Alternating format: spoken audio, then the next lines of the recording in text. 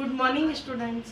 पद एक कृष्ण भक्ति, जिसकी कवित्री है मीराबाई।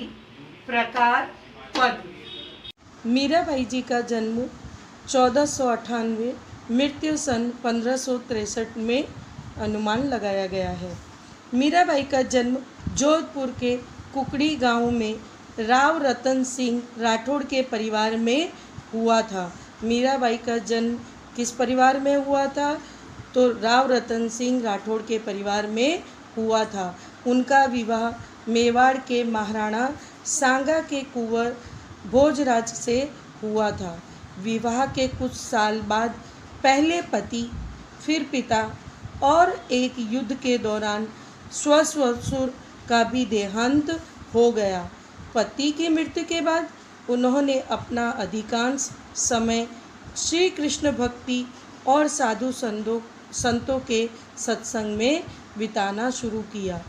भौतिक जीवन से निराश मीरा ने अपना घर त्याग दिया और वृंदावन में डेरा डाल पूरी तरह कृष्ण की भक्ति भावना में लीन हो गई। जीवन के उत्तरार्ध में द्वारका में ही उनका स्वर्गवास हुआ। मीरा की भक्ति मूलतः माधुर्य भाव की है। उनके पदों में कहीं कहीं दास्य दैन्य भाव की छाया भी परिलक्षित होती है। मीरा के द्वारा गाए गए विरह के गीत भारतीय साहित्य की अनमोल निधि है।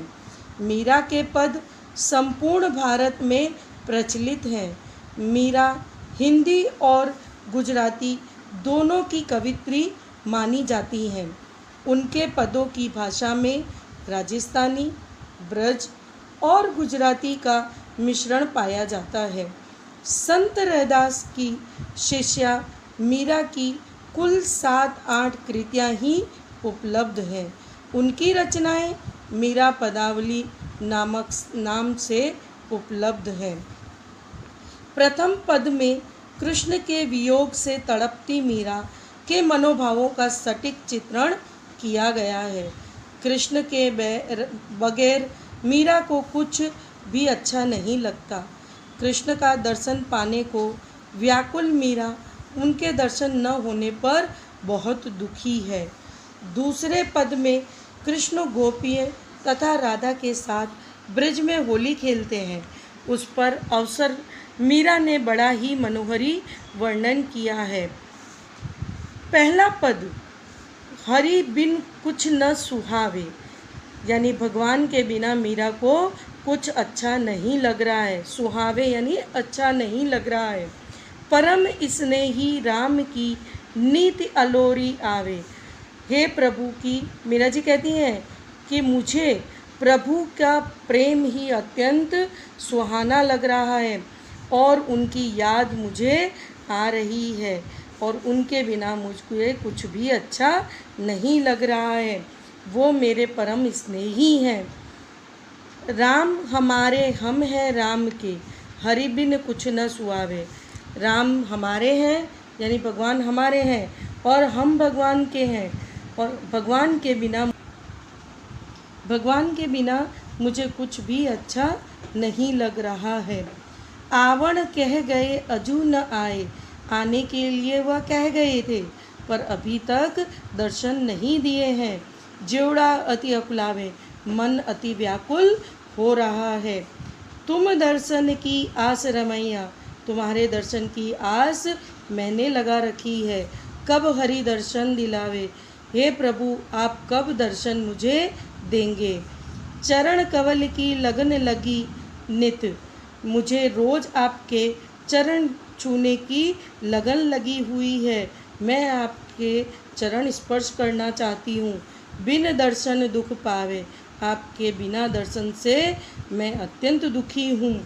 मीरा के प्रभु दर्शन दीजो, आनंद बरण्यो न जावे। मीरा जी कहती हैं हे प्रभु आप मुझे दर्शन दीजिए। यह आनंद आपके दर्शन का जो मुझे आनंद होगा वह मैं वर्णित नहीं कर सकती। पद दूसरा, जिसमें मीराबाई गोपियाँ और राधा के ब्रिज में होली खेलने का वर्णन किया गया है। होली खेलत है गिरधारी। यहाँ पर मीरा जी कहती हैं कि गिरधारी अर्थात कृष्ण भगवान होली खेल रहे हैं। मुरली चंग बजत डफ न्यारू, मुरली बज रही है, चंग अर्थात एक प्रकार का वाद्य, और डफली बज रही है। ये अनोखा ही दृश्य है। संग जुवत ब्रज नारी, और साथ में ब्रज की नारियां दिखाई दे रही हैं।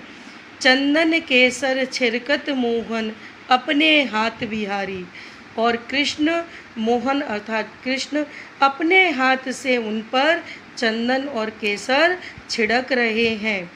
भरी भरी मुट्ठी गुलाल लाल चहु देत सबन पे डारी, भर भर के मुट्ठी गुलाल श्री कृष्ण सब पर डाल रहे हैं।